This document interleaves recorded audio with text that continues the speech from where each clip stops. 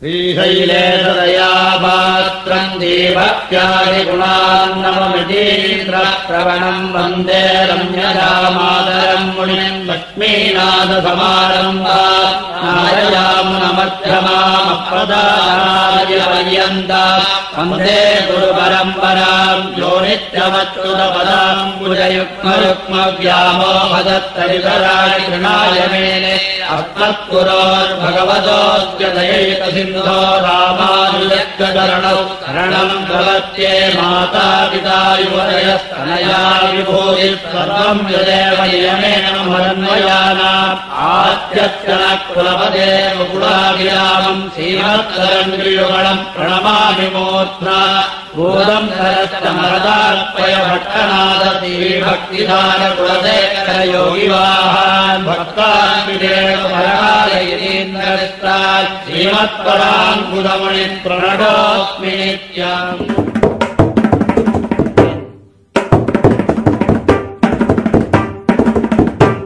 श्रीचक्र वरदाचार्यं शुद्धसत्व गुरुत्तमं श्रीनिधिं राघवं वन्दे ह्यपार करुणाकरं शोणवस्त्र वेष्टितं विभाति यत्त्रिदण्डवत् पुण्ड्रजाल मण्डितञ्च दारुपादुकायुतं विष्णुचित्त बालिकास्य जातसूक्तिचिन्तकं लक्ष्मणार्य नामकं तदस्तु भूतये मम। गुरुमुखम् अनधीत्य प्राहवेदानशेषान् नरपति परिक्लुप्तं शुल्कमादातु कामः श्वशुरम् अमरवन्द्यं रङ्गनाथस्य साक्षात् द्विजकुलतिलकं तं विष्णुचित्तं नमामि। மின்னார் தடமதிள் சூழ் வில்லிபுத்தூர் என்றொருகால் சொன்னார் கழற்கமலம் சூடினோம் முன்னாள் கிழியறுத்தான் என்றுரைத்தோம் கீழ்மையினில் சேரும் வழியறுத்தோம் நெஞ்சமே வந்து பாண்டியன் கொண்டாட பட்டர்பிரான் வந்தான் என்று ஈண்டிய சங்கம் எடுத்தூத வேண்டிய வேதங்களோதி விரைந்து கிழியறுத்தான் பாதங்கள் யாமுடைய பற்று.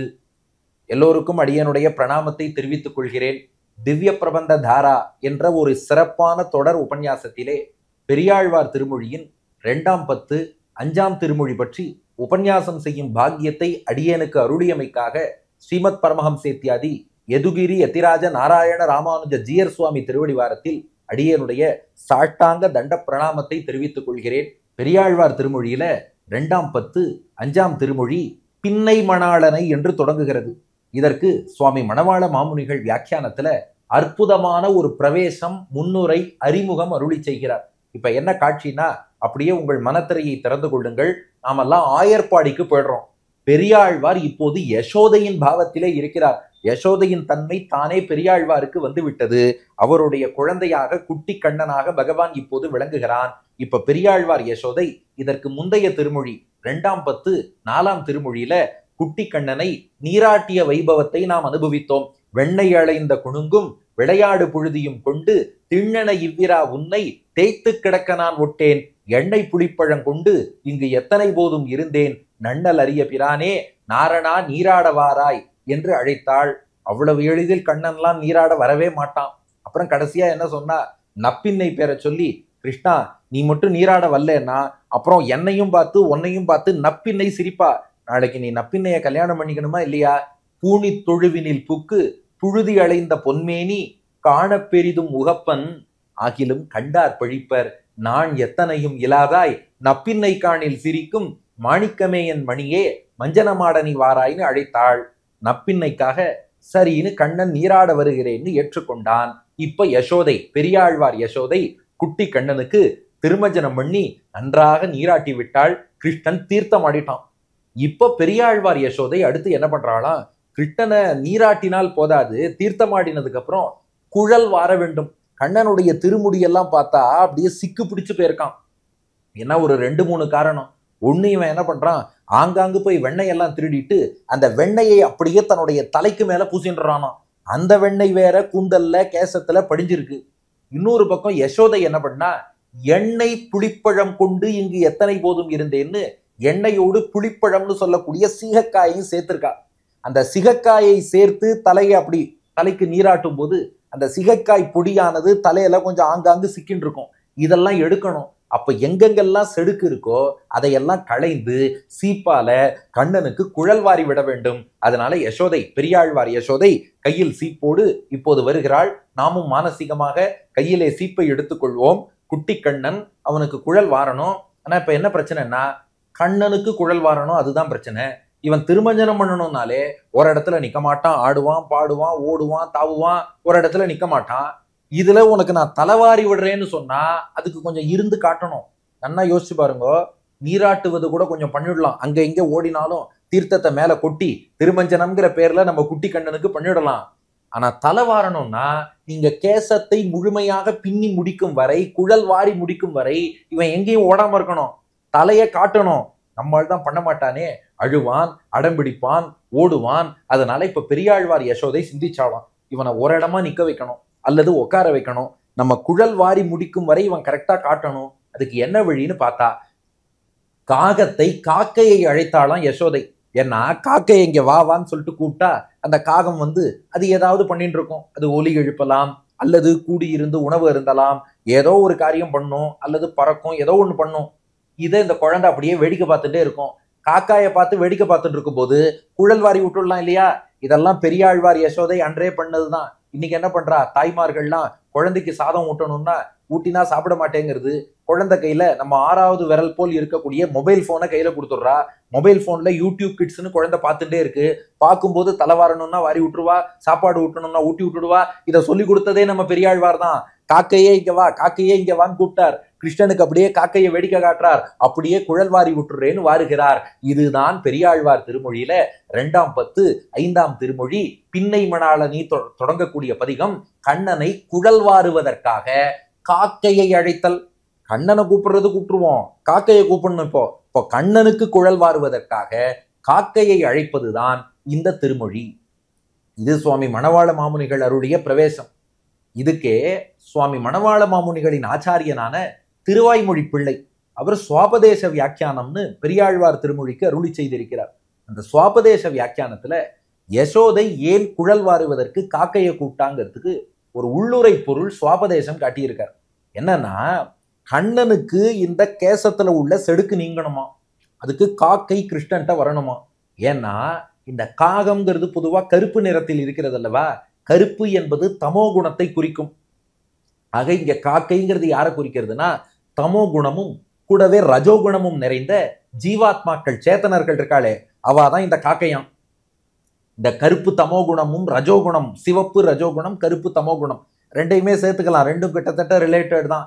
ஏன்னா ரெண்டுமே நம்மள பகவான்கிட்ட பிரிச்சு தான் கொண்டு வருது. இந்த ரஜோகுணம் தமோ குணம் உள்ளவாளால பெருமாள் தலையில செடுக்க எடுத்தான். இவர்களால பெருமாள் தலை செடுக்காகுமானா? ஆமா. இந்த ரஜோகுணம் தமோ குணம் உள்ளவாள்லாம் என்ன பண்ணுவா, இவா வாழ்க்கையில தப்பு மேல தப்பா பண்ணிடுவா. எல்லா தப்பையும் இவா பண்ணிட்டு பெருமாள் தலையில தோஷம் சொல்லிட்டு போயிடுவாளாம். எல்லாம் இறைவனுடைய தப்பு, நான் என்ன பண்ணுவேன், எல்லாம் கடவுள் செய்த பாவம், இங்க காணும் துன்பம் யாவும் என்ன மனமோ என்ன குணமோ மனிதன் கொண்ட கோலம், எனக்கு ஒண்ணும் தெரியாது, எல்லாம் அவன் தான் பண்ணான்னு இருக்கிற தப்பெல்லாம் இவன் பண்ணிட்டு இவன் பண்ண தப்பெல்லாம் பகவான் தலையில ஏறிட்டுட்டு போயிடுறானா. அதுதான் பகவான் தலையில செடுக்கு மாதிரி இருக்கு. அதனால பெரியாழ்வார் என்ன பண்றாராம், பொங்கு பரிவோட, அப்பா நீங்க பாபம் பண்ணிட்டு உங்களுக்குன்னு ஒரு அளவுக்கு உட்பட்ட சுவாதந்திரியம் பகவான் கொடுத்துருக்கான், அதுல நீங்க பாபம் பண்ணிட்டு நீ பண்ண பாபத்துக்கான தோஷத்தெல்லாம் பகவான் தலையில போடாத, உன்னை ரட்சிப்பதற்கான வழி என்னன்னு பார்த்துட்டு தான் பகவான் காத்துட்டு இருக்கான். அதனால காக்கை வந்தால் கிருஷ்ணன் தலையில செடுக்கு எடுத்துடலாம். தமோ குணம் உள்ளவன் தப்ப உணர்ந்து சரணாகதி பண்ணான்னா பெருமாள் தலையில தோஷம் சொன்னானே, அந்த ஒரு தோஷத்தை எடுத்துட்டு இவன் மேலதான் அந்த தப்பு இருக்குங்கிறத உணர்ந்து அவன் திருந்தலாம். திருந்தி கிருஷ்ணனுக்கு குழல் வாருவதுங்கிறது வேற ஒண்ணும் இல்ல, மங்களாசாசனம் பல்லாண்டு பாடுவது. ஏன்னா கேசத்தை அழகா வாரி விட்டோம்னா குறையில்லாம பகவான் நன்னா இருப்பான் இல்லையா? அப்ப இது ஒண்ணுக்கும் உட்பொருள் இருக்கிறதுன்னு காட்டுகிறார் திருவாய்மொழி பிள்ளை. அப்போ காக்கைங்கிறது தமோ குணமும் ரஜோகுணமும் கொண்டவர்கள். இவர்களால பகவான் தலையில செடுக்கு போல தோஷங்கள், இவன் பண்ண தப்பெல்லாம் பெருமாள் மேல ஏறிட்டு சொல்லிடுறான். இது நீங்க வேண்டும் என்றால் அவன் பெருமாளை அடிபணிந்து மங்களாசாசனம் பண்ண வேண்டும். அதற்காகத்தான் காக்கையை அழைக்கிறார்னு சுவாபதேசார்த்தமும் காட்டியிருக்கிறார் சுவாமி திருவாய்மொழி பிள்ளை. இப்போது இந்த 10 பாசுரங்களையும் ஒவ்வொன்றாக அனுபவிப்போமா? இது ஒரு அழகான உரையாடல். யாருக்கும்னா பெரியாழ்வார் யசோதைக்கும் காக்கைக்கும் அழகான உரையாடல். முதல் பாசுரம் தொடங்குகிறது. நாம் இப்போது மானசீகமாக ஆயர்பாடியில இருக்கிறோம். பெரியாழ்வார் யசோதை கிருஷ்ணனை கையால பிடிச்சுட்டா, இந்த கையில சீப்பு, குழல் வாரணும். இவன் அழுவான், அடம்பிடிப்பான், ஓடுவான், ஓடாம இருக்கணும். அதுக்கு காக்கையை இழைக்கிறாள். காக்கையே இங்க வா, காக்கா கொஞ்சம் அந்த மரக்கடையில வந்து உட்காந்தா என் குழந்தைக்கு அப்படியே நான் குழல் வாரிடுவேன், நீ குழந்தைக்கு அழகு காட்டு, அதுக்குள்ள அழகா நான் கூந்தலை பின்னி விட்டுடுறேன்னா. அப்ப அப்ப காக்கை சொன்னதான், சரி நான் வந்து உக்காந்தா ஏதாவது சம்பாவனை தருவியான்னு கேட்டுது. உலகத்துல யாருமே தங்களுக்கு பிரதிபலன் கிடைக்காதுன்னா எதுவும் பண்ண மாட்டா. காக்கை கேட்டுதான், எனக்கு ஏதாவது சம்பாவனை கிடைக்குமான்னு கேட்டுது. யசோதை சொன்னாலாம், நீ எது கேட்டாலும் தரேன். ஏன்னா இந்த குழந்தை இருக்கானே சாமானிய குழந்தை இல்ல, லக்ஷ்மியின் கணவனே இவன் தான். எல்லா செல்வத்துக்கும் தலைவியாக எந்த பிராட்டி இருக்கிறாளோ அந்த பிராட்டியின் வடிவமான நப்பின்னைய கல்யாணம் பண்ணிட்ட கேள்வன் இவன். அதனால அவன்கிட்ட இல்லாத சொத்தோ செல்வமோ ஒண்ணும் கிடையாது. உபய விபூதி நாதன், அத்தனையும் தருகிறேன். அதனால காக்கையே உட்காருன்னா. முதல் பாசுரம், பின்னை மணாளனை பேரில் கிடந்தானை முன்னை அமரர் முதல் தனிவித்தினை என்னையும் எங்கள் குடிமுழுது ஆட்கொண்ட மன்னனை வந்து குழல்வாராய் அக்காக்காய் மாதவன் தன் குழல்வாராய் அக்காக்காய். பின்னை மணாளனை, பின்னைனா நப்பின்னை, பிராட்டியின் வடிவமான, குறிப்பா தேவியின் அம்சமான நப்பின்னை பிராட்டி யசோதையின் சகோதரன் கும்பன் மகளாக மிதிலையிலே அவதரித்தாள். அவளை கல்யாணம் பண்ணிக்கணும்னா 7 காளைகளை அடக்க வேண்டும் என்றான் கும்பன். கண்ணபிரான் 7 காளைகளை அடக்கி நப்பின்னைய திருக்கல்யாணம் பண்ணிட்டு பிராட்டியின் கெழ்வனாக விளங்குகிறான். அப்ப எங்கள்கிட்ட செல்வத்துக்கு குறைச்சல் இல்லை, காக்கையே நீ என்ன சம்பாவனை கேட்டாலும் தருகிறேன் வான்னா. காக்கை சொன்னுதான், வரேன், ஆனா உன் குழந்தை முகத்தை நான் பார்க்கணுமே, அவன் எப்படி இருப்பான்னு கேட்டுதான். யசோதை சொன்னாலாம், எங்க கண்ணனுக்கு போய் நீ அப்படி ஒரு கேள்வி கேட்கலாமா? இந்த கட்டழகு கண்ணனை காணாத கண்ணும் ஒரு கண்ணா? இவன் எவ்வளவு அழகு தெரியுமா? அவனுடைய அழகை நீ ரசிக்கணும்னா பின்னை மணாளனை பேரில் கிடந்தானை, பேர் திருப்பேர் நகர் அப்பக்குடத்தான் சந்நிதி அப்பாலரங்கன்னு சொல்லுவா. அந்த திருப்பேர் நகர் திவ்ய தேசத்துல அப்பக்குடத்தானாக தலைமாட்டுல அப்பகுடத்தோடு பள்ளி கொண்டு இருக்கிறான். அந்த பள்ளி கொண்ட பெருமாளுடைய அழகை போய் ரசிச்சுப்பார். என் குழந்தை கிருஷ்ணன் அவன்தான், எவ்வளவு அழகுங்கிறது அங்க போனா தெரியும். ஏன்னா ஒருத்தர் நின்று இருக்கும் போதோ உட்கார்ந்து இருக்கும் போது கூட முகத்துல உள்ள தோஷங்கள் தெரியாதான், ஏதோ நன்னா இருக்க மாதிரி தெரிஞ்சிடும். ஆனா படுத்துன்னு இருக்கும் போதுதான், ஓஹோ இத்தனை தோஷம் இருக்கா, கண்ணு ஒரு ஓரமா இருக்கா, மூக்கு வளைஞ்சிருக்கா, வாய் கோணலா இருக்கா, இதெல்லாம் படுத்துட்டாதான் சொல்லுவோம். ஆனா பகவான் எப்படின்னா பள்ளி கொண்டு இருக்கும் போதுதான் இன்னும் அழகா இருப்பார். கிடந்த திருக்கோலம் தான் அவருக்கு அழகு. பேரில் கிடந்தானை, அங்க போய் பாரு எவ்வளவு அழகுன்னு. அந்த அழகை பார்க்கணும்னா இங்க மரக்கிளையில வந்து உட்காந்து என் கண்ணனை பாருனா. அடுத்து அந்த காகம் கேட்டுதான், அப்படின்னா உன் பிள்ளை ரொம்ப பெரிய ஆளா இருப்பான் போல இருக்கேன்னுது. யசோதை பதில் சொன்னா, ரொம்ப பெரிய ஆள் இல்லம்மா, ரொம்ப ரொம்ப பெரிய ஆளு. முன்னை அமரர் முதல் தனி வித்தினை. முன்னை அமரர்னா தொன்று தொட்டு பகவானை அனுபவிக்கக்கூடிய நித்திய சூரிகள், அவர்களுக்கு முதல்னா தலைவன் அர்த்தம். நித்திய சூரிகளுக்கு தலைவனாக ஆதிசேஷன் கருடன் விஸ்வக்சேனருக்கு தலைவனாக முதல்வனாக வைகுண்டநாதனாக விளங்கக்கூடியவன் அந்த பகவான். தனி வித்தினை, வித்துனா விதை, காரணம்னு அர்த்தம். அந்த நித்திய சூரிகளின் வாழ்வுக்கும் ஆனந்தத்துக்கும் இவன்தான் காரணமாக இருந்து அவர்களுக்கு போக்கியமாக தன்னுடைய இனிய அனுபவத்தை தருபவன். அவ்வளவு பெரியவன் தெரியுமான்னா. உடனே காக்கை கேட்டுதான், அவ்வளவு பெரியவன்னா அப்ப நித்திய சூரிகளே அவனுக்கு தலைவாரி விடுவா, என்னையும் கூப்பிட்டு நீயும் ஏமா கஷ்டப்படுறேன்னு. அதுக்கு பெரியாழ்வார் யசோதை பதில் சொல்றாளாம், அப்படி விட முடியாதே, அவன் நித்திய சூரிகளின் தலைவனாக இருந்தாலும் எளிமையோடு வந்து என்னை மட்டும் இல்ல என் மொத்த குலத்தையும் தனக்கு தொண்டர்களாக ஆக்கிட்டானே, என்னையும் எங்கள் குடிமுழுது ஆட்கொண்ட மன்னனை. அவன்தான் எங்களுக்கும் மன்னன், அந்த கண்ணனே எங்கள் மன்னன், எங்களுக்கு தலைவன். என்னையும், என் ஒருத்தனை மட்டும் இல்ல, பெரியாழ்வார் சொல்லிக் கொள்கிறார், என்ன மட்டும் இல்ல எங்கள் குடிமுழுது. பெரியாழ்வாரோட மொத்த வம்சம் 100க்கு 100 சத்தியம். ஏன்னா பெரியாழ்வார் திருக்குமாரத்தி ஆண்டாள் நாச்சியாரையும் பகவான் தானே கொண்டு சென்றான். ஒரு மகள் தன்னை உடையேன் உலகம் நிறைந்த புகழால் திருமகள் போல வளர்த்தேன் செங்கண்மால் தான் கொண்டு போனான். ஆக என்னையும் எங்கள் குடிமுழுது ஆட்கொண்ட மன்னனை, அப்படிப்பட்ட மன்னன். அதனால காக்கையே வந்து குழல்வாராய் அக்காக்காய். அக்காக்காய்னா காக்கையே, காகமேன்னு அர்த்தம். அக்காக்காய், ஏ காகமே வந்து குழல்வாராய், வந்து குழலை வாரி விடுன்னா.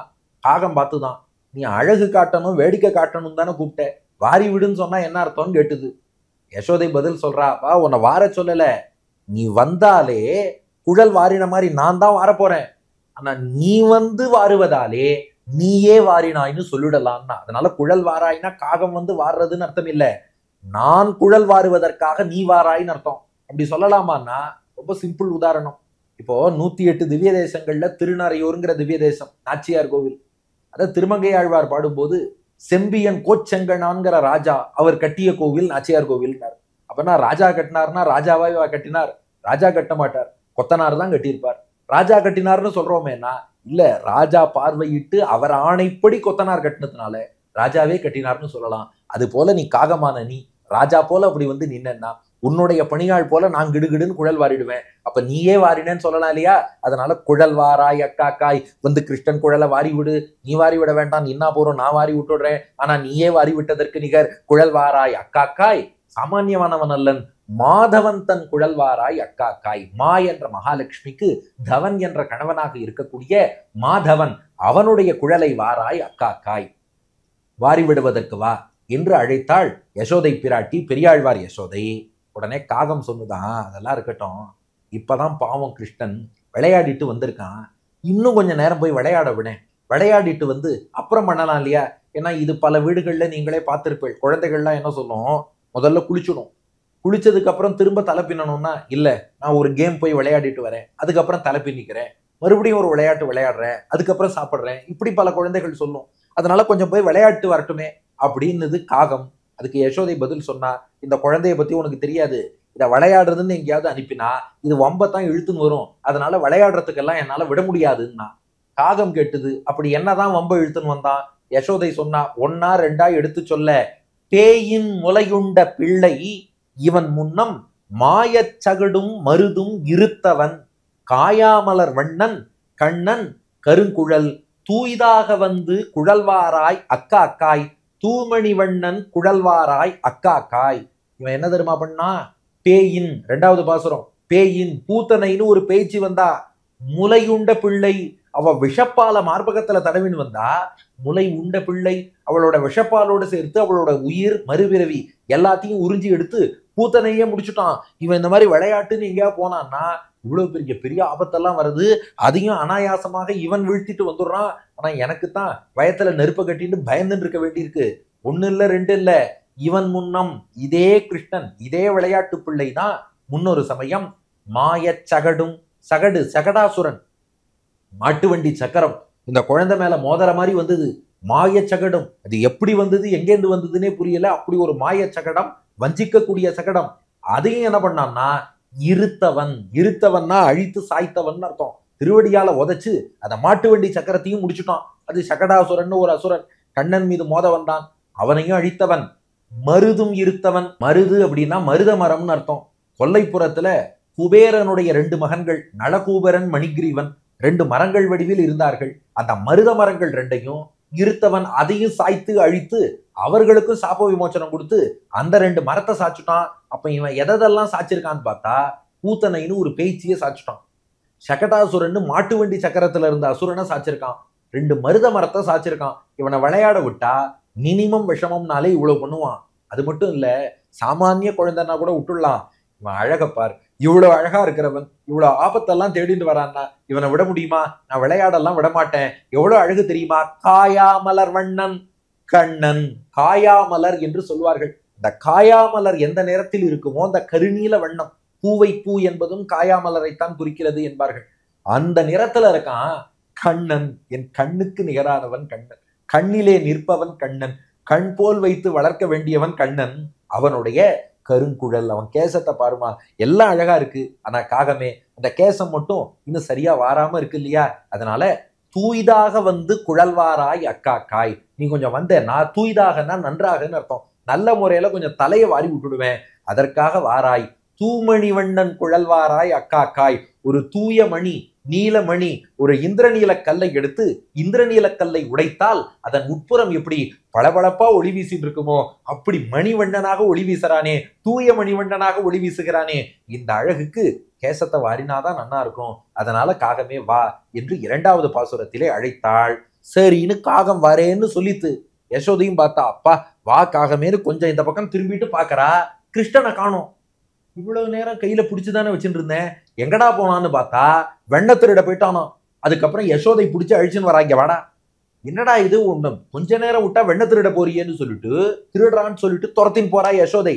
கடைசியில கிருஷ்ணன் எங்கதான் இருக்கான்னு பார்த்தா வெண்ணைய திருடின வெண்ணையெல்லாம் சாப்பிட்டுட்டு ஒண்ணுமே தெரியாத மாதிரி வாயில அப்படி வெண்ணைய பூசிட்டு கையில கொஞ்சம் வெண்ணெய் ஆங்காங்க ஒட்டி கொண்டு இருக்க படுத்து தூங்கிட்டு இருந்தானோ.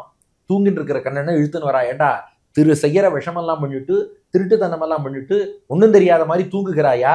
3வது பாசுரம், திண்ண கலத்து திரையுரி மேல் வைத்த வெண்ணெய் விழுங்கி விரைய உறங்கிடும் அண்ணல் அமரர் பெருமானை ஆயர்தம் கண்ணனை வந்து குழல்வாராய் அக்காக்காய், கார்முகில் வண்ணன் குழல்வாராய் அக்காக்காய்.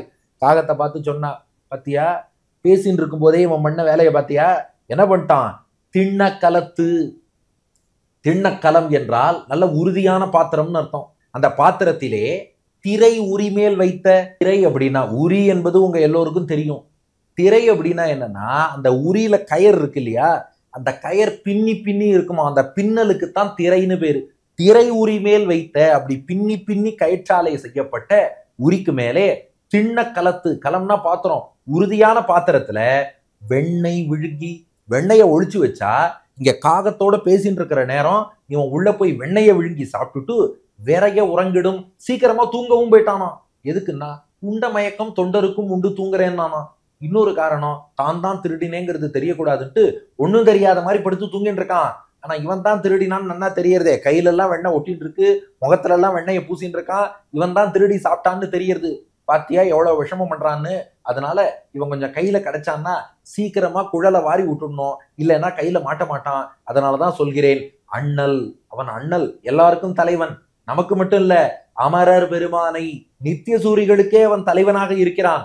அப்படிப்பட்டவன் ஆயர்தம் கண்ணனை, ஆயர்களுக்கு கண்ணுக்கு இனியவனாக, கண்ணால் காணும்படி கண்ணனாக வந்திருக்கிறான். ஏ காகமே, நீயும் இந்த ஆயர்பாடியில் தானே வசிக்கிறாய், நம்ம ஊருக்கு பகவான் இறங்கி வந்திருக்கான், அவனுக்கு ஒரு கைங்கரியம் உன்னால முடிஞ்சது பண்ண வேண்டாமா, அதனால வந்து குழல்வாராய் அக்காக்காய், அவனுக்கு நான் குழலை வாரி விட்டுடுறேன், காகமே கொஞ்சம் அருகில் வா. கார்முகில் வண்ணன் குழல்வாராய் அக்காக்காய், அவனுடைய திருமேனி வண்ணத்தை பார், கார்முகில் போல இருக்கு. அந்த வண்ணத்தோடு சேர்ந்து அவனுடைய அந்த கூந்தல், அது அந்த திருமேனிக்கு எவ்வளவு பொருத்தமா இருக்கு, அந்த குழலை கொஞ்சம் வாரி விட்டுடுவோம், காகமே வா என்று அழைத்தாள். இப்ப காகம் கிட்டக்க வந்தது. திடீர்னு காகத்துக்கு ஞாபகம் வந்துதான், இல்ல இல்ல நான் வரமாட்டேன்னு பின்னாடி ஓடிடுதான். யசோதை கேட்டா, நன்னாதானப்பா போச்சு, காகமே இவ்வளவு தூரம் கிட்டக்க வந்த, ஏன் கொஞ்சம் பயந்து ஓடுறேன்னா. அதுக்கு அந்த காகம் பதில் சொன்னதான், இல்ல இப்பதான் ஞாபகம் வந்தது, இந்த கிருஷ்ணன் ஒரு பறவையோட வாயை கிழித்து கொன்றவன் தானே, இவனுக்கு பறவைகள்னா பிடிக்காது, வாயை கிழிச்சு கொன்னுடுவான்னு. யசோதை பார்த்தா, ஓ அதை நினைச்சு தப்பா புரிஞ்சுனுட்டியா, இல்ல இல்ல காகமே ஒன்ன அப்படி பண்ண மாட்டான், அது பகாசுரன் என்ற கொக்கு வடிவில் ஒரு அசுரன் வந்தான், அது கொக்கு கிடையாது, அத உன் பறவை இனம்னு நீ நினைச்சுக்காத, அவன் அசுர இனத்தை சேர்ந்தவன் பகாசுரன், அவன் அசுரன்கிறதுனால வாயை கிழிச்சானே ஒழிய கிருஷ்ணன் அப்படியெல்லாம் எல்லா பறவையும் எல்லாம் கிழிக்க மாட்டான். கருடன் என்ற பறவை அவனுக்கு வாகனமா இல்லையா, தாராளமா கிட்டக்கவான்னு அழைக்கிறாள். 4வது பாசுரம், பள்ளத்தில் மேயும் பறவை உருக்கொண்டு கள்ள அசுரன் வருவானை தான் கண்டு புல் இது என்று பொதுக்கோவாய் கிண்டிட்ட பிள்ளையை வந்து குழல்வாராய் அக்காக்காய், பேய்முலை உண்டான் குழல்வாராய் அக்காக்காய். பள்ளத்தில் மேயும் பறவை உருக்கொண்டு, ஆமா நீ சொல்றதெல்லாம் கரெக்டு தான், ஒரு பறவையினுடைய வாயை கிழித்தான். அது என்ன பறவை, கொக்கு. கொக்கு என்ன பண்ணுமா, பள்ளத்தில் மேயும், பள்ளம் அதாவது கீழே தாழ்ந்த நீர்நிலைகள் எங்கெங்க இருக்கோ அதிலே போய் தண்ணீரை பருகக்கூடிய அந்த பறவை, கொக்கு என்ற பறவை, அது பறவை இல்ல, பறவை உருக்கொண்டு, அந்த பறவையின் வடிவம் எடுத்துக்கொண்டு கள்ள அசுரன் வருவானை, கள்ளத்தனமா ஒரு அசுரன் ஒருத்தன் வந்தான், தான் கண்டு, அவனை கிருஷ்ணன் கண்டுபிடிச்சிட்டான். அவன் பறவை இல்ல அசுரன்னு தெரியும், தெரிந்ததுனால புள்ளிது வென்று பொதுக்கோவாய் கிண்டிட்ட புள்ளிது, ஆமா இதெல்லாம் ஒரு பறவையா, இது என்னிடம் வந்து மோதுவதா என்று பொதுக்கோவாய்னா விரைவாக அனாயாசமாக அர்த்தம். அப்படி பொதுக்கோவாய் அனாயாசமா விரைவாக கீண்டிட்ட, கீண்டனா கிழித்தன்னு அர்த்தம், அதை கிழிச்சுட்டான். ஏன்னா அந்த பகாசுரன்கிற கொக்கு என்ன பண்ணா, கிருஷ்ணனையே விழுங்குகிறேன் பார் அப்படின்னு கண்ணன் நண்பர்களோடு விளையாடி கொண்டு இருக்கும் போது தன்னுடைய அழகால அப்படி கொத்தி கண்ணபிரானையே விழுங்கிட்டான். ஆனா அவன் வயிற்றுக்குள்ளே போன கண்ணபிரான் பார்த்தான், ஓஹோ என்னையே விழுங்குகிறாயா. உள்ளிருந்து கண்ணன் என்ன பண்ணானா, தன் திருமேனி வெப்பத்தை அதிகரித்தான். வெப்பம் தாங்க முடியல, அந்த பகாசுரன்கிற கொக்கு அசுரனுக்கு வயறு எரிஞ்சது. வயறு எரிந்தவாறே உள்ளே போன கண்ணனை வெளியே துப்பி விடுகிறான் பகாசுரன். அவ்வாறு வெளியே உமிழும் போது வெளியே வரக்கூடிய கண்ணபிரான் அந்த பகாசுரனின் 2 அலகுகளையும் பிடித்தான், அப்படியே கிழித்தான். பகாசுரன் அங்கேயே கீழே விழுந்து மாண்டு போனார். இது எதுக்கு கிருஷ்ணன் மெனக்கட்டு உள்ள போகணும், அதுக்கப்புறம் மெனக்கட்டு வெளியில வரணும், அதுலயும் நடுவுல வெப்பத்தை வேற அதிகரிச்சு அப்புறம் கிழிக்கணுமானா, இது கிருஷ்ணன் ஹார்ட் ஒர்க் பண்ணாம ஸ்மார்ட் ஒர்க்கா பண்ணிட்டாராம், வேற ஒன்றும் இல்லை. அதாவது ஒருத்தனை கஷ்டப்பட்டு கிழிக்கணும்னா, கிழிக்கும் போது பொதுவாகவே ஒரு கடினமான பொருள்னா கிழிப்பதற்கு நிறைய எஃபர்ட், முயற்சி தேவை. ஆனா சுட வச்சுட்டு கிழிச்சா ரொம்ப எளிதான். ஹீட் அண்ட் டேர் மெத்தடுன்னு சொல்லுவா. எந்த பொருளை கிழிக்க வேண்டுமோ கொஞ்சம் சூடு பண்ணிட்டோம்னா லேசாயிடும், மிருதுவாயிடும். அதுக்கப்புறம் எளிதாக கிழித்து விடலாம். எப்படியும் பகாசுரனை கிழிக்கிறதுன்னு முடிவு பண்ணிட்டான் கிருஷ்ணன். அது ஏன் நாம ஸ்ட்ரெயின் பண்ணணும்? வயத்துக்குள்ள போனா தன் திருமேனி வெப்பத்தை அதிகரித்தான். அந்த வெப்பத்தினாலே பகாசுரனுடைய உடம்பு லேசாச்சு. லேசானதுக்கு அப்புறம் அனாயாசமாக ஒரு புல்லை கிழிப்பது போல் புல்லையே கிழித்து விட்டான். புல்லுன்னா பறவை, புல்லுன்னா கிராஸ். புல்லுங்கிற கிராஸை எப்படி அனாயாசமா கிழிச்சு அப்படி கிள்ளி போடுவோமோ அது போல அவனையே கிள்ளி எறிஞ்சுட்டானே. ஆகையினால புல்லிது என்று பொதுக்கோவாய் கிண்டிட்ட எல்லாம் பண்ணான். எதற்காக பண்ணான்னா அவன் அசுரன் இந்த வேஷத்தில் வந்ததால் பண்ணானே ஒழிய காகமே ஒன்னும் பண்ணமாட்டான். அவன் சின்ன குழந்தை, பிள்ளையை வந்து குழல்வாராய் அக்காக்காய். அவன் பிள்ளை பாருப்பா, குழந்தை கிருஷ்ணன். இவன் போய் உனக்கு ஏதாவது பண்ணுவானா? பேய்முலை உண்டான் குழல்வாராய் அக்காக்காய். அந்த பேய் பூத்தனை போல யாராவது வந்தா அவளுடைய மார்பகத்தின் விஷத்தோடு சேர்த்து உயிர் மறுபிறவி எல்லாத்தையும் உறிஞ்சினானே, அவர்களுக்குத்தான் அதை பண்ணுவானே ஒழிய உனக்கெல்லாம் அப்படி பண்ண மாட்டான். காகமே கிட்டக்கவா அப்படின்னு அழைத்தாளாம் பெரியாழ்வார் யசோதை. காகம் சொன்னதான், அப்படியா இரு, என் கூட நிறைய இன்னும் காகம் எல்லாம் இருக்கு, அவள்கிட்டெல்லாம் நான் போய் சொல்லிட்டு வந்துடுறேன்னு. என்ன சொல்லிட்டு வரணும்னு கேட்டா பெரியாழ்வார் யசோதை. அதுக்கு அந்த காகம் சொன்னதான், இல்ல இப்ப நீ கிருஷ்ணனுக்கு குழல் வாருவதற்காக நான் இங்க வந்தேன்னா மற்ற காகங்கள்லாம் என்னை கூப்பிட்டு அது எப்படி, கிருஷ்ணன் என்ன தருந்தாலும் ஒரு பறவையை கொன்றவன் தானே, பறவை இனத்தை கொன்றவனுக்கு இன்னொரு பறவை போய் உதவி செய்யலாமா அப்படின்னு கேள்வி கேட்கும். அதனால நான் மற்ற காகங்களுக்கு போய் இந்த கதையை பேசி, பாருங்கோ எல்லாரும் கண்ணன் கதையை கேளுங்கோ, அவன் பகாசுரனை அழித்தான் என்றால் அது வேற ஏதோ ஒரு பறவை இனம்ங்கிறதுக்காகலாம் அழிக்கல, வேற ஒரு அசுரன் ஒருத்தான் அந்த வடிவத்துல வந்திருக்கான், அதனாலதான் அழித்தான். நீங்க கிருஷ்ணனை தப்பா நினைச்சுக்காதீங்கன்னு அவள்கிட்ட சொல்லி கன்வின்ஸ் பண்ணிட்டு அதுக்கப்புறம் வரட்டுமா அப்படின்னு கேட்டது காகம். அதுக்கு யசோதை பதில் சொல்றா. அதுதான் 5வது பாசுரம். கற்றினம் மேய்த்து கனிக்கொரு கன்றினை பற்றி எறிந்த பரமன் திருமுடி உச்சன பேசி நீ ஓடித் திரியாதே அற்றைக்கும் வந்து குழல்வாராய் அக்காக்காய் ஆழியான் தன் குழல்வாராய் அக்காக்காய். காகமே, இந்த பதில நீங்க அப்புறம் கூட போய் சொல்லிக்கலாம். நீ உன் கதையை போய் அங்க பேசுற நேரத்துல 4 கிருஷ்ணன் கதையை இன்னும் நான் சொல்றேன் கேட்டுக்கோ. மொத்தமா இவன் குழல் வாரினதுக்கு அப்புறம் எல்லா கதையும் உன்னுடைய மற்ற காகங்களுக்கு போய் சொல்லுன்னா. அப்படியா, இன்னும் கதை சொல்லுதுன்னு கேட்டது காகம். அதனால இப்ப யசோதை கதை சொல்றா. இன்னும் சில கிருஷ்ணனுடைய வரலாறுகள் சொல்கிறேன் கேட்கிறாயா? கற்றினம் மேய்த்து, அவன் என்ன பண்ணான், கற்று இனம் கூட்டம் கூட்டமாக கன்று குட்டிகளை மேய்த்தான். அவன் கன்று மேய்க்கும் அழகு இருக்கிறதே, கன்று மேய்த்து இனிதுகந்த காளா என்னும்னு திருநெடுந்தாண்டகத்தில் திருமங்கை ஆழ்வார் ரசிக்கிறார். கண்ணுக்குட்டி மேய்க்கிறதுனா அவ்வளவு பிடிக்கும். இட்டமான பசுக்களை இனிது மறித்து நீரூட்டின்னு அந்த கண்ணுக்குட்டிகளுக்கு அவ்வளவு அழகாக தண்ணீர் காட்டுவான், அவ்வளவு அழகாக மேய விடுவான். இப்படி கன்று மேய்த்தான். அப்புறம் என்ன பண்ணா, கனிக்கொரு கன்றினை பற்றி எறிந்த பரமன். என்ன பண்ணா, விளாம்பழம் ஒன்று, விளாம்பழ வடிவில் ஒரு அசுரன் வந்திருந்தான். அந்த அசுரனை அழிக்கணும். அந்த கனிக்கு விளாம்பழ அசுரனை அடிப்பதற்காக கன்றினை பற்றி கண்ணுக்குட்டி ஒன்னையே பிடிச்சானா. அது வெறும் கண்ணுக்குட்டி இல்ல, அவன் ஒரு அசுரன். அவன் யாருன்னா வத்சாசுரன்கிற அசுரன். அப்போ கபித்தாசுரன் ஒரு அசுரன் விளாம்பழ வடிவத்துல இருக்கான், வத்சாசுரன் ஒரு அசுரன் கண்ணுக்குட்டி வடிவத்துல இருக்கான். கிருஷ்ணன் என்ன தெரியுமா பண்ணா, கனிக்கு அந்த கனி விளாம்பழ அசுரனை அடிப்பதற்காக கன்றினை பற்றி இந்த கண்ணுக்குட்டி அசுரனை பிடிச்சு எரிந்த அப்படி தூக்கி வீசினானே பரமன். அவன் எவ்வளவு உயர்ந்தவன் பாத்தியா? சில பேர் என்ன சொல்லுவா, கள்ளவாதத்தை கொண்டே கள்ளவாதத்தை வீழ்த்தணும், முள்ள முள்ளால எடுக்கணும், கல்ல கல்லால தடுக்கணும்பா. அது போல இவன் என்ன பண்ணான், அசுரனை வச்சே அசுரனை அடிக்கிறேன்னு சொல்லி கன்று குணிலா எறிந்தாய் கழல் போற்றி என்னும்படி கனிக்கொரு கன்றினை பற்றி எறிந்த பரமன் திருமுடி, அந்த பரமனுடைய திருமுடியை வரப்போறேம்மா. எவ்வளவு பெரிய பாக்கியம்! பகவானுடைய திருமுடி, உலகத்தையே ஆளக்கூடிய இறைவன். எல்லாரும் அவன் திருவடிகளை வணங்குவார்கள். அவன் திருமுடிக்கே நான் குழல்வாரி விடுறேங்கிறேன். அப்ப வரலாம் இல்லையா? காகமே, இந்த நேரத்துல போய் நீ கதை சொல்ல வேண்டாம். இப்ப நான் இன்னும் 2 வரலாறு சொல்லியிருக்கேன். அவன் மாடு மேய்ச்சான், அப்புறம் கண்ணுக்குட்டியால விளாம்பழத்தை அடிச்சான். இந்த வரலாறு எல்லாம் இன்னும் நான் உனக்கு சேர்த்து சொல்லித்தரேன். இவன் கிருஷ்ணன் குழல்வாரி முடிச்சதுக்கு அப்புறம் நீ மற்ற காகத்திட்ட போய் மற்றதெல்லாம் பேசலாமே ஒழிய இப்ப போகாத. உற்றனை பேசி நீ ஓடி திரியாதே. உற்றனா உன் இனத்துக்கு ஏற்றபடியான பேச்சு. அந்த காகம் என்ன பேசுமோ, எப்படி பேசுமோ, உற்றன உனக்கு ஏற்ற அந்த விஷயங்களை பேசி நீ போய் மற்ற காகங்களோடு பேசி நீ ஓடி திரியாதே. இப்படியே பேசுறேன்னு சொல்லிட்டு ஓடிட்டேன்னா உன்னை பிடிக்கிறதும் கஷ்டம், உன்னையே திரும்ப பிடிச்சாலும் இவனை பிடிக்கிறது அதை விட கஷ்டம். அதனால உற்றன பேசி நீ ஓடி திரியாதே, அற்றைக்கும் வந்து குழல்வாராய் அக்காக்காய், ஆழியான் தன் குழல்வாராய் அக்காக்காய். அற்றைக்கும்னா அந்தந்த நாளிலும்னு அர்த்தம். அதாவது இன்னைக்கு ஒரு நாள் இல்ல, எல்லா நாளும் நீ தான் வந்து உதவியாகணும். நீ உதவினால்தான் இவனுக்கு குழல் வார முடியும். அற்றைக்கும் வந்து குழல்வாராய் அக்காக்காய். அற்றைக்கும்னா அன்றைக்கும், அதாவது ஒவ்வொரு நாளைக்கும்னு அர்த்தம். காகமே இன்னைக்கு ஒரு நாள்னு இல்ல, அற்றைக்கும் ஒவ்வொரு நாளுக்குமே கொஞ்சம் நீ வந்தாதான் இவனுக்கு குழல்ங்கிறத வாரி விட முடியும். அதனால நீ பாட்டுக்கு இங்க போறேன் அங்க போறேன், நீ ஓடி இவன் ஓடி கஷ்டம். ஆழியான் தன் குழல்வாராய் அக்காக்காய். ஆழி கையில சக்கரத்தாழ்வார், சுடர் ஆழி என்ற இருள் நீக்கும் சுடராழியான கை ஆழியான சக்கரத்தாழ்வாரை, சுதர்சன ஆழ்வாரை திருக்கையிலே ஏந்தியவன். அந்த திருவாழி ஆழ்வானை ஏந்திய பகவான் இவன். அதனால சக்கரம் எப்படி சுத்திண்டே இருக்கோ இவனும் சுத்திண்டே இருப்பான், ஒரு இடத்துல நிக்க மாட்டான். அதனால கிடைச்ச நேரத்துல குழல் வார வேண்டும் வா என்று காகத்தை அழைப்பது 5வது பாசுரம். அடுத்து 6வது பாசுரத்திலே காகமே யசோதை சொல்றா காகத்தை பார்த்து, உன்னுடைய பரம்பரையே நிம்மதியாக வாழ வைத்தவன் அவன் தான் தெரியுமான்னா. காகம் கேட்டுது, என் பரம்பரையை அவன் எப்ப நிம்மதியா வாழ வச்சான்?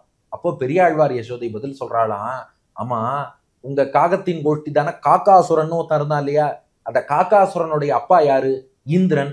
அந்த இந்திரனுக்காக இந்த பகவான் எவ்வளவு உதவி செஞ்சான் தெரியுமா? இந்திரனை வாழ வைத்தால் இந்திரன் மகன் காக்காசுரனுக்கும் வாழ்வு, காக்காசுரன் வாழ்ந்தால் மற்ற காகங்களுக்கும் வாழ்வு. ஆக ஒரு வகையில உங்களுக்கெல்லாம் தகப்பனார் முறையில் இருக்கக்கூடிய இந்திரன் அவனுக்கு எவ்வளவு பெரிய உதவி பண்ணான் தெரியுமா? அதான் 6வது பாசுரம். கிழக்கில் குடிமன்னர் கேடிலாதாரை அழிப்பான் இணைந்திட்டு அவ்வாழி அதனால் விழிக்கும் அளவிலே வேறறுத்தானை குழற்கணியாக குழல்வாராய் அக்காக்காய், கோவிந்தன் தன் குழல்வாராய் அக்காக்காய். கிழக்கில் குடிமன்னர், கிழக்கு திசையிலே இருந்த மன்னர்கள். அது யாருன்னா நம்ம பாரத தேசத்துக்கு கிழக்கே அஸ்ஸாம் சொல்றோம் இல்லையா? அந்த அஸ்ஸாமுக்கு அந்த காலத்துல பிராக் ஜோதிஷபுரம்னு பேரு. அதற்கு மன்னனாக இருந்தவன் தான் நரகாசுரன். அவன் என்ன பண்ணிட்டான், இந்திரனுடைய வெண்கொற்ற குடையையும் இந்திரனுடைய தாயின் வைரத்தோடுகளையும் அபகரிச்சுட்டு போயிட்டான். அதுக்கப்புறம் கிருஷ்ணன் தான் அவனை வதம் பண்ணி இதெல்லாம் இந்திரனுக்கு மீட்டு கொடுத்தான். அப்ப இந்திரனுக்கு வாழ்வளித்தவன், காக்காசுரனின் தந்தை இந்திரனுக்கு வாழ்வளித்தவனே இந்த கண்ணபிரான் தான். அப்போ கிழக்கில் குடிமன்னர், அப்படி கிழக்கே ஆட்சி செய்து வந்த மன்னனாகிய நரகாசுரன். கேடிலாதாரை, கேடுனா இந்த இடத்துல மரணம்னு அர்த்தம். கேடிலாதாரைனா மரணமே இல்லை என்னும்படியாக அவன் வாழ்ந்து வந்தானாம். ஏன்னா அவன் ஒரு வரம் வாங்கி வச்சிருக்கான், என் தாயின் அனுமதி இல்லாமல் எனக்கு மரணமே வரக்கூடாது. தாயின் அனுமதி இல்லாமல் மரணம் வரக்கூடாதுன்னா எந்த தாய் தான் தன் குழந்தையை கொல்வதற்கு அனுமதிப்பாள்? அதனால தனக்கு இனி மரணமே கிடையாது என்று கருதினான் நரகாசுரன். நரகாசுரன் யாருடைய மகன்? யார் அவனுக்கு தாய்னா சாக்ஷாத் பூமி தேவி. வராக பெருமாள் ஞானப்பிரானாகிய வராகனுக்கும் பூமி தேவிக்கும் மகனாக பிறந்தவன் நரகாசுரன். அந்த தாயான பூமி தேவியே பர்மிஷன் கொடுத்தாதான் தனக்கு மரணம் வரணும்னு சொல்லி வரமும் வாங்கி வச்சிருக்கான். ஆனா கிருஷ்ணன் என்ன பண்ணான்னா அழிப்பான் இணைந்திட்டு அந்த நரகாசுரனை அழிக்க வேண்டும் என்று நினைத்தான், திருவுள்ளம் கொண்டான். திருவுள்ளம் கொண்டு பூமி தேவியின் வடிவமான சத்யபாமா பிராட்டியையும் கருட வாகனத்துல கூடவே அழைத்து சென்று சத்யபாமாவான பூமி தேவியின் அனுமதியோடு அந்த நரகாசுரனை வதம் பண்ணான். எப்படி வதம் பண்ணான்? அவ்வாழி அதனால். போன பாட்டுல ஆழியான்னு சொன்னோமே சக்கரத்தாழ்வார்னு, சக்கரத்தாழ்வார் கையில சும்மா இல்ல, அவ்வாழி அதனால் அந்த சக்கரத்தாழ்வாரை அவன் மீது பிரயோகம் பண்ணி விழிக்கும் அளவிலே, ஒரு கண் முழிக்கிற நேரத்துல, கண்ணை மூடி திறக்கும் நேரத்துக்குள்ளே வேறறுத்தானை, அந்த நரகாசுரனை வேரோடு அறுத்து அவனை அழித்தொழித்து அவனுக்கு உதவியாக இருந்த அசுரர்களையும் அழித்து, அதுக்கப்புறம் அவன் திருடி வச்சிருந்த இந்திரன் சொத்தை எல்லாம் அதே கருட வாகனத்துல சத்யபாமாவோடு தேவலோகத்துக்கு போய் இந்திரன்ட்ட மீட்டு கொடுத்துட்டு வந்தானே. அப்படிப்பட்ட பகவான் அவனுடைய குழற்கு அணியாக குழல்வாராய் அக்காக்காய். அவனுடைய கேச பாசம் குழல் எவ்வளவு அழகா இருக்கு, அதுக்கு இன்னும் அழகு சேர்க்கணும்னா குழற்கு அணியாக, அந்த குழலுக்கு இன்னும் அழகு சேர்ப்பதற்காக குழல்வாராய் அக்காக்காய், நான் அவனுக்கு குழல் வாரணும், காக்கையே கொஞ்சம் பக்கத்துல வா. கோவிந்தன் தன் குழல்வாராய் அக்காக்காய். அவன் பசுமாடுகள் எல்லாம் மேய்க்கிறானே, கோ என்ற பசுவை மேய்த்து காப்பதாலே கோவிந்தன் அழைக்கப்படுகிறான். இப்படி மாடெல்லாம் மேய்ச்சு அந்த கேசத்துல பார்த்தா நிறைய புழுதி படிஞ்சிருக்கு. அந்த கோவிந்தன் தன் குழல், தன்னுன்னா தன்மை, குளிர்ச்சின்னு அர்த்தம். அந்த குளிர்ந்த கேசம் அதை அழகாக வாரிவிட்டா கண்ணுக்கு எவ்வளவு குளிர்ச்சியா இருக்கும். அதனால அதற்கு உதவி செய்வதற்கு காகமே வா என்று அழைத்தாள் யசோதை. அந்த காகம் சொல்லுதான், இவ்வளவு கூப்பிட்டதுக்கு அப்புறம் நான் வராம இருக்க மாட்டேன், அவசியம் வந்து உட்காந்துடுறேன். ஆனா ஒரே ஒரு நிமிஷம், எனக்காக ஒருத்தர் பிண்டம் வச்சிருக்கார், சாப்பிட்டுட்டு வரேன்னு தான் காகம். ஏன்னா இந்த பித்திருக்களுக்கெல்லாம் பிண்டம் வைக்கிறவா காகத்தை உத்தேசித்து வைக்கக்கூடிய வழக்கம்னு ஒண்ணு இருக்கு இல்லையா? அதனால அந்த காகம் சொன்னுதான், இரு இப்பதான் பிண்டம் வச்சிருக்கா, நான் போய் அதை சாப்பிட்டுட்டு வந்துடுறேன், தெம்பா வந்து உட்காந்துடுறேன், குழல் வாரலான்னா. யசோதை பதில் சொன்னாலாம், இந்த பாரு காகமே, நீ பிண்டம் சாப்பிட்றேன்னு போயிடுவ, இவன் அப்புறம் வெண்ணெய் சாப்பிட்றேன்னு போயிட்டான்னா இவனை பிடிக்க முடியாது. அதனால கிடைக்காதவன் கையில கிடைச்சிருக்கான்னா முதல்ல அவனை பிடிச்சு வச்சுப்போம், இவனுக்கு குழல் வாரிடுறேன், அதுக்கப்புறம் நீ போய் சாப்பிட்டுக்கோயேன். அதான் 7வது பாட்டு.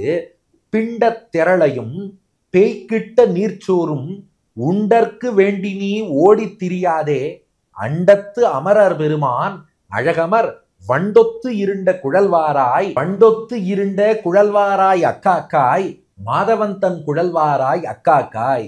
இப்ப யசோதை சொல்றா, அது பாரு, பிண்ட திரளையும் அப்படியே திரட்சியா கூட்டமா வச்சிருக்க பிண்டங்களையும் பேய்க்கு இட்ட நீர் சோறும், பேய்களுக்குன்னு சொல்லி ஏதாவது பலி சமர்ப்பிச்சாலும் அதையும் காக்காதான் போய் சாப்பிடுமா, அது நீரோடு கலந்த சோறு. அப்படி பிண்டம்னு பித்தர்களுக்கு வச்சது அல்லது பேய்க்குன்னு வச்ச நீர் கலந்த சோறு, இதெல்லாம் உண்டற்கு வேண்டி நீ இதை சாப்பிட்றேன்னு சொல்லி நீ ஓடி திரியாத, எங்கேயாவது ஓடாத, ஏன்னா இவன் அப்புறம் ஓடிடுவான், இவன் இப்ப கிடைச்சிருக்கான். இன்னொன்னு தெரிஞ்சுக்கோ காகமே, இந்த பகவானுடைய அருள் இருந்தா உனக்கு தேவையான பிண்டம் உணவெல்லாம் தானா கிடைக்கும். ஏன்னா இந்த பித்திருக்களுக்கு பிண்டம்னு வைக்கிறாளே, அல்டிமேட்டா அதெல்லாம் யார போய் சேர்றதுன்னா, விஷ்ணு புராணத்துல ஸ்லோகம், ஹவ்ய கவ்ய புகேகஸ்துவம் பித்ருதேவ சொரூபதிருக்கு.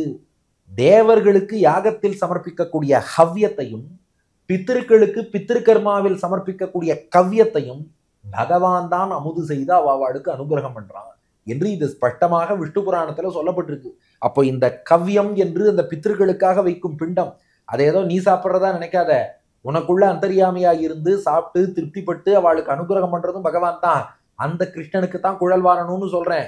அப்ப இவன் அருள் இருந்தாதான் உனக்கு பிண்டமே கிடைக்கும். ஏன்னா இவன் யாரு? அண்டத்து அமரர் பெருமான். அண்டம்னா தேவலோகம், அண்டத்து அமரர் என்றால் அந்த தேவலோகத்திலே வாழக்கூடிய தேவர்கள். பெருமான் அவர்களுக்கும் தலைவன். அப்ப தேவர்களுக்குன்னு ஒரு யாகம் பண்ணாலும் அதில் கொடுக்கப்படுவதையெல்லாம் இவன் தான் ஏத்துக்கிறான். பித்திருக்களுக்குன்னு கர்மா பண்ணாலும் அந்த கர்மாவில் சமர்ப்பிக்கக்கூடியதை இவன் தான் ஏற்று அனுகிரகம் பண்றான். அவனுடைய அழகமர் வண்டொத்து இருண்ட குழல்வாராய் அக்காக்காய். அவன் கூந்தலை பார், அழகு அமர், அழகு வந்து அமர்ந்து குடிகொண்டிருக்கு. வண்டு ஒத்து இருண்ட, வண்டு எப்படி கருவண்டு எப்படி கருப்பா இருக்குமோ அது போல் கருத்து இருக்கு. அந்த குழலை வார வேண்டாமா? வா வா ஏ காகமே வா, மாயவன் தன் குழல்வாராய் அக்காக்காய். அவன் பெரிய மாயவன்மா, பல மாயாஜாலம் பண்ணுவான், திடீர்னு தப்பிச்சு ஓடிடுவான். இருக்கும்போது எப்படியாவது அவனை இழுத்து பிடிச்சு குழல் வாரிடணும். அதனால காகமே வா என்று அழைப்பது 7வது பாசுரம். உடனே காகம் சொன்னதான், இவ்வளவுலாம் அவசரப்படுத்தினா கஷ்டம், இல்லைன்னா ஒண்ணு பண்ணு, நாளையிலேருந்து நான் வந்துடுறேன், ஏன்னா தினந்தோறும் வர வேண்டும் என்று கேட்கிறாய், இன்னைக்கு திடுதுப்புன்னு வந்து கூப்பிட்டுட்ட. ஒரு பக்கம் பார்த்தா என்னுடைய மற்ற காக்கை இனங்கள்லாம் காத்துன்னு இருக்கு, ஏன்னா அதுகள்லாம் பிண்டம் சாப்பிட போயிடுத்து. காகத்துக்குன்னு ஒரு உயர்ந்த பண்பு உண்டு, அது கூட்டமா சேர்ந்து தான் சாப்பிடுமே ஒழிய தனியா சாப்பிடாது. அப்ப அதுக்குன்னு எங்களுக்குன்னு ஒரு பாலிசி இருக்கு இல்லையா? இப்ப நான் அங்க போயாகணும். இன்னொன்னு, நீ தினந்தோறும் கூப்பிட்டுருக்க, நான் இங்க வரணுங்கிறத அவள்கிட்டையும் சொல்லி ஆகணும். அதனால திடீர்னு கையில ஒரு அப்பாயின்மெண்ட் ஆர்டரை கையில கொடுத்து இன்னைக்கே வேலையில சேருன்னா எல்லாராலையும் சேர முடியாது இல்லையா? நாளையிலேருந்து வரேன்னு தான் சொல்லுவார். அது போல நானும் கொஞ்சம் ஏற்பாடெல்லாம் பண்ணிட்டு நாளைக்கு வரட்டுமான்னு கேட்டது காகம். அதுக்கு யசோதை பதில் சொல்றா, ஏற்கனவே இவன் கூந்தல்ல சீயக்காய் போட்டு தேய்ச்சேன், புளிப்பழம், அது அப்படியே கூந்தல்ல நல்லா நெறிந்து போயிடுத்து. இந்த நிலையில இந்த சிக்க உடனே நீக்கலைன்னா மொத்த கேசமும் சிக்கு பிடிச்சு போயிடும். இவனோ கேசவன்னு கேசபாசத்துக்கே பெயர் போனவன், சிக்கு பிடிச்சு போனா நல்லா இருக்குமா? காகமே சொன்னா கேளு, நாளைக்குலாம் தள்ளி போடாத, இன்னைக்கே குழல் வாரித்தான் ஆகணும். அதை கேட்கிறாள். 8வது பாசுரம். உந்தி எழுந்த உருவ மலர்தன்னில் சந்த சதுமுகன் தன்னை படைத்தவன், கொந்த குழலை குறந்து புளியட்டி தந்தத்தின் சீப்பால் குழல்வாராய் அக்காக்காய், தாமோதரன் தன் குழல்வாராய் அக்காக்காய். இன்னைக்கே குழல் வார வேண்டும், ஏன்னா சிக்கு பிடிச்சு போச்சு. இவன் எப்பேற்பட்டவன் தெரியுமா? கேசவன் அப்படி ஜம்முன்னு படுத்து ஆதிகேசவ பெருமாளாக பள்ளி கொண்டு அதுக்கப்புறம் உந்தி தாமரையில் பிரம்மாவையே படைத்தவன். உந்தி தன்னுடைய நாபியிலே எழுந்த அங்கிருந்து உருவான உருவ அழகான மலர் தன்னில் தாமரையிலே, உந்தி தாமரையிலே சந்த சதுமுகன், சந்தம்னா வேதம், வேதத்தையே தனக்கு அடையாளமாக கொண்ட சதுமுகன் நான்முகனாகிய பிரம்மாவை தன்னை படைத்தவன். உந்தி தாமரையில பிரம்மாவையே படைத்தவன். பிரம்மாவை படைத்த பகவான், அவன் கேசபாசம் எப்போதும் கருகருன்னு தான் இருக்கும். அதனாலதான் இன்றைக்கும் பாருங்கள், ஒரு புகைப்படமோ வரைபடமோ அதுல பிரம்மாவை காட்டும் போது அவருக்கு வெள்ளை தாடி போட்டுருவா. ஆனா பிரம்மாவுக்கே தந்தையான நாராயணன் பார்த்தா கருகருன்னு கருத்த கேசத்தோட இருப்பார். ஏன்னா அவர் கேசவன், அவருக்கு முதுமையே வராது, இளைஞனா தான் இருப்பார். பெருமாளுடைய பிள்ளை பிரம்மாவுக்கு வயசானாலும் பெருமாளுக்கு வயசாகாது. அப்படி பிரம்மாவை படைத்த பின்னும் இளைஞனாகவே இருக்கக்கூடியவன். ஆனா இப்ப என்ன ஆயிடுச்சுன்னா கொந்த குழலை, கொந்தம்னா செடுக்கு பிடிச்சு போயிருக்குன்னு அர்த்தம், சிக்கு பிடிச்சு போயிடுதுன்னு அர்த்தம். எதனால? புளியட்டி, அந்த புளிப்பழம்னு சொல்லக்கூடிய எண்ணெய் புளிப்பழம்னு முன்பு இதற்கு முந்தைய பதிகத்திலே புளிப்பழம்னு சொல்லி சிகைக்காயை போட்டு நல்லா தேய்ச்சாச்சு இல்லையா? அதனால என்ன ஆயிடுச்சுன்னா கொந்த குழலை, இது நல்லா செக்கு பிடிச்சு போச்சு, எல்லாம் புளியட்டி, அது அந்த சீயக்காய் அப்படியே ஒட்டின்றதுனாலதான் அப்படி ஆயிருக்கு. அப்ப இதை என்ன பண்ணணும்னா குறந்து அந்த செடுக்கை எல்லாம் நீக்க வேண்டும். குறந்துன்னா செடுக்கு நீக்கின்னு அர்த்தம். அப்போ இதை அர்த்தம் கொள்ளும் போது புளியட்டி, சிகைக்காய் அப்படியே தலையில உட்காந்து கொந்த குழலை, அதனால செடுக்கு பிடித்திருக்கக்கூடிய குழலை குறந்து நன்றாக செடுக்கு எடுக்கணும். செடுக்கு எடுக்கணும்னா அதுக்கு எது சிறப்பான சீப்புன்னா யானை தந்தத்தால சீப்பு பண்ணணுமா. இன்னைக்கு நிறைய பேர் நிறைய விதமான சீப்பு பயன்படுத்துறா இல்லையா? இது பேன் சீப்புங்கிறா, இன்னொரு விதமான சீப்புங்கிறா. அதுபோல தந்தத்தின் சீப்பால், இவனுக்கு யானை தந்தத்தால் சீப்பு பண்ணி அந்த சீப்பால வாரி விட்டாதான் இது சரியாகும். அதனால காகமே, இது இன்னைக்கு நாளைக்குலாம் பேசிட்டு இருந்தேன்னா கூந்தல் மொத்தமா செடுக்கு பிடிச்சு போயிடும். அதனால தந்தத்தின் சீப்பால், யானை தந்தத்தால் செய்யப்பட்ட சீப்பை கொண்டு குழல்வாராய் அக்காக்காய், தாமோதரன் தன் குழல்வாராய் அக்காக்காய். காகமே, நீ மட்டும் ஆசையோடு அன்போடு வந்தா இவன் தாமோதரன் போல் கட்டுண்டு இருப்பான். முன்பு யசோதை பக்தியினாலே அன்போடு கிருஷ்ணனை என்ன பண்ணா, அந்த பாசத்தால் அவன் இடுப்புல 3 சுத்து கயிறை சுத்தி ஒரு உரலோடு கட்டி போட்டாலே கட்டுண்டு நின்னான். ஏன்னா மத்ததுக்கெல்லாம் விஷமம் பண்ணுவான், அப்படி இப்படி பண்ணுவான், அன்புன்னா கட்டுப்பட்டு விடுவான். யசோதை சொல்றா, இப்ப நான் ஒருத்தி அன்பு காட்டினா மட்டும் போதாது, காகம் கூட அன்போடு பக்தியோடு வர்றதுன்னா அதுக்கு தாமோதரனாக வயிற்றில் கட்டுப்பட்டவன் போல கட்டுண்டு நிப்பான். நின்னான்னா குழலை வாரி விட்டுடலாம். அதனால சொன்னா கேளுன்னா யசோதை. காகம் யோசிச்சுட்டே இருந்துதான். யசோதை சொன்னாலாம், அது மட்டும் இல்ல, இந்த தலையில இன்னும் சில செடுக்கெல்லாம் ஏறி இருக்குன்னா அது என்னன்னு கேட்டுதான் காகம். அதுக்கு யசோதை சொல்றா, இவர் பாட்டுக்கு குள்ள வாமனனா வந்து உலகத்தை அளக்கிறேன்னு உலகத்தை அளந்தாரோ இல்லையோ, உலகத்தை அளக்கும் போது இவருடைய தலையும் வளர்ந்துட்டே போச்சு. அந்த தலை பார்த்தா உலகத்துல உள்ள காடு மலை மேடு எல்லாத்தையும் கடந்து அப்படியே மேலுலகம், அப்படியே பூகு புவகா சுவகா மகா ஜனகா தபகா சத்தியம்னு மேல மேல வளர்ந்துட்டே போச்சு. வளர்ந்துட்டு போனதுனால அந்த எல்லா இடத்துலையும் என்னென்ன புழுதி இருந்ததோ எல்லா புழுதியும் இப்ப தலையில பட்டுடுத்து. இப்ப எல்லா புழுதியும் நம்ம கிடுகிடுன்னு நீக்கலைன்னா அதுக்கப்புறம் மொத்த கூந்தலும் செடுக்கு பிடிச்சு போயிடும். மருத்துவர்கிட்ட போனா என்ன சொல்லுவார், இன்னைக்கும் ஸ்டாண்டர்ட் ட்ரீட்மெண்ட், தலையில ரொம்ப இன்ஃபெக்ஷன் ஆயிடுச்சுன்னா நீங்க மொத்தமா மொட்டை அடிச்சு விட்டுடுங்கோ, அதுக்கப்புறம் ஈஸியா சரியாயிடும்பா. இதெல்லாம் பண்ணா நல்லா இருக்குமா? அவன் அழகான கேசவனாச்சே, அதனால அவன் கேசம் சிக்கு பிடிக்காம செடுக்கு பிடிக்காம இருக்கணும்னா காகமே, இதெல்லாம் பெரியாழ்வார் பொங்கும் பரிவால சொல்றது. நாம ஏதோ வேற கோணத்துல நினைச்சிட்டு என்னப்பா இது பகவானுக்கு போய் தலையில இன்ஃபெக்ஷன் வருமான்னு யோசிக்க கூடாது. பெரியாழ்வாருக்கு பொங்கும் பரிவு, பெருமாளுக்கு எதுவும் ஆகக்கூடாது, நன்னா இருக்கணும்னு நினைக்கிறார். அதனால் அவ்வாறு பாடுகிறார். 9ஆம் பாசுரம். மன்னன் தன் தேவிமார் கண்டு மகிழ்வெய்த முன்னி உலகினை முற்றும் அளந்தவன் பொன்னின் முடியினை பூவனை மேல் வைத்து பின்னே இருந்து குழல்வாராய் அக்காக்காய், பேராயிரத்தான் குழல்வாராய் அக்காக்காய். அதனால காகமே கொஞ்சம் வா. இவன் என்ன பண்ணான் தெரியுமா? மன்னன் தன் தேவிமார், மன்னன்னா மகாபலி சக்கரவர்த்தி, அவனுடைய தேவிமார் மகாபலியனுடைய மனைவிகள் எல்லாம் கண்டு மகிழ்வெய்த, இவன் தோற்றத்தை கண்டு மகிழ்ந்தார்களாம். ஏன்னா ஒரு வாமன பிரம்மச்சாரியாக கையில் கமண்டலத்தோடு குடையோடு கம்பீரமாக மகாபலியின் யாகசாலைக்குள்ளே அவர் நுழையும் போது பார்த்துட்டு, ஆஹா எப்பேற்பட்ட பிரம்ம தேஜஸ், எவ்வளவு பெரிய பிரம்மச்சாரி நம்முடைய இந்த யாகசாலைக்கு வந்தார்னா பெரிய பாக்கியம்னு அவ சந்தோஷப்பட, அப்படியே யாச்சகம் கேட்கிறாப்புல கேட்டு முன்கி உலகினை முற்றும் அளந்தவன், மொத்த உலகத்தையும் இன்னொரு சமயம் முற்றும் அளந்தவன், ஒரு இடம் மிச்சம் வைக்காம. மகாபலி பூஹு புவஹா சுவஹான்னு உலகத்தை தான் ஆக்கிரமித்து வைத்தான். ஆனா இவர் என்ன பண்ணார்னா 14 உலகத்தையும் மிச்சமே வைக்காம மொத்தமாக அளந்துட்டார். அப்படி அளந்த போது தலையில எவ்வளவு புழுதி படிஞ்சிருக்கும். அதனால காகமே, இதுக்கு மேல என் குழந்தை புழுதியோட இருக்கிறத என்னால பொறுத்துக்க முடியாது, வான்னு கூப்பிடவும் காகம் அப்படியே வந்து உட்கார்ந்துருத்தான் மரக்கிளையில.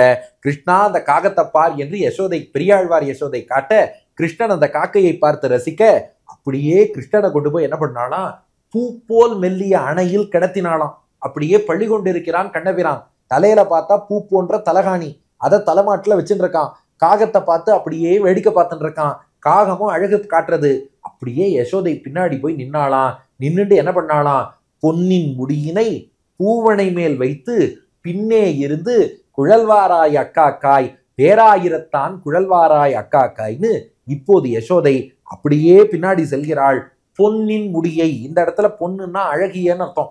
பொன்னின் முடியை, கண்ணனுடைய அழகான அந்த கேசத்தை பூவனை மேல் வைத்து, அதையும் நம்ம கையால இப்படி பிடிச்சு வாரினா கூட பகவானுக்கு வலிக்கும், மென்மையான கேசம், அதனால அழகா பூவனை அதுக்கு மேல பகவானுடைய திருவடியை வச்சு அப்படியே பின்னே இருந்து பின்னாடி போய் பெரியாழ்வார் யசோதை நின்று கொள்கிறாள். முன்னே பூவனையில் தலை வைத்து கண்ணன், பின்னே பெரியாழ்வார் யசோதை.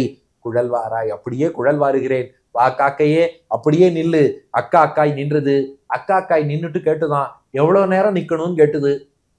பெரியாழ்வார் யசோதை சொன்னாலாம், சகசிரநாமம் சொல்லி பூர்த்தி பண்ற வரைக்கும் நில்லு. சகசிரநாமம் நாம சேவிக்கணும்னா சுமார் 20 நிமிஷம் ஆகும். அந்த 20 நிமிஷம் அப்படியே நீ விஷ்ணு சகசிரநாமம் சொல்லிட்டே இரு. விஸ்வம் விஷ்ணுர் வஷட்காரோ பூத பவ்ய பவத் பிரபு பூதகிருத் பூத பிருத்பாவோ பூதாத்மா பூத பாவனஹா ஆரம்பிச்சு சொல்லிட்டே இரு. குழல் வாருகிறேன்ட்டு இங்க பெரியாழ்வார் யசோதை வாரிட்டே இருக்கா. அப்புறம் வாரிக்கொண்டே இருக்கும்போது அங்க காகம் பார்த்தா சொல்லிட்டே வருகிறது, முக்தானாம் பரமாகதி அவ்யய புருஷ சாட்சி கஷேத்ரஜோக்ஷரையவச்ச, சொல்லிக்கொண்டே இரு, குழல் வாரிக்கொண்டே இருக்கிறேன் என்று இங்கே யசோதை குழல் வாரிக்கொண்டே இருக்கிறாள். பரதிவ் பரமஸ்பட்ட ஸ்துஷ்ட புஷ்ட சுபேக்ஷனான்னு ராம வைபவம் வருகிறது. கேட்டுக்கொண்டே குழல் வாரிக்கொண்டே இருக்கிறாள். அதுக்கப்புறம் காகம் தொடர்ந்து கிருஷ்ணனுடைய வைபவம், வசூர் வசுமனா சத்யஹா என்று சமாத்மா சம்மித சமஹா என்று கண்ணனுடைய பெருமை எல்லாம் சொல்கிறது. வசூரேதா வசுப்பிரதஹா வசுப்பிரதோ வாசுதேவோ வசூர் வசுமனா ஹவிஹி சொல்லிக்கொண்டே வருகிறது. அப்படியே சர்வ பிரகரணாயுதகா சங்கபிருன் நந்தகி சக்ரி சார்கதன்வா கதாதரஹா ரதாங்கபாணி ரக்ஷோபிய சர்வ பிரகரணாயுதகாங்கும் போது பேராயிரத்தான் குழல்வாராய் அக்காக்காய்னு பேராயிரத்தான் 1000 பேரையும் ஓதிட்டோம். 1000 பேர் கொண்ட கிருஷ்ணனுடைய குழலை வாரி முடிச்சாச்சுன்னு சொல்லி இப்படி பெரியாழ்வார் கண்ணபிரானுக்கு யசோதை பாவத்தில் தலை பின்னி விட்டதுதான் இந்த 9வது பாசுரத்தின் சாரம். இப்ப 10வது பாசுரம் கண்ணனுக்கு தலை பின்னின விதத்தை 9 பாசுரத்திலே பெரியாழ்வார் யசோதை பாவத்திலேயே பாடினார் அல்லவா. இதை கேட்ட அடியார்களுக்கு என்ன பலன், அந்த பலஸ்ருதி தான் 10வது பாசுரம். கண்டார் பழியாமே அக்காக்காய் கார்வண்ணன் வண்டார் குழல்வார வாவென்ற ஆய்ச்சி சொல் விண்தோய் மதில் வில்லிபுத்தூர்கோன் பட்டன் சொல் கொண்டாடிப்பாட குருகா வினைதாமே.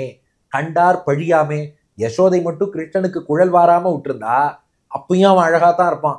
ஏன்னா பகவானை பொறுத்தவரை அவருக்கு எல்லாமே அழகு. கண்ணை மூடி வச்சாலும் அழகுதான், திறந்து வச்சாலும் அழகுதான், தலையை வாரினாலும் அழகுதான், ஃப்ரீ ஹேரா விட்டாலும் அவருக்கு அழகுதான், அவருக்கு மட்டும்னு வச்சுக்கோங்க. அதனால அப்படி விட்டாலும் அழகுதான். ஆனா கண்டார் பழிப்பார்கள், பார்க்கிறவாள்லாம் என்னது இது, யசோதை குழந்தைக்கு தலையை வாரி விட மாட்டாளான்னு யசோதையத்தானே பழித்து பேசுவா.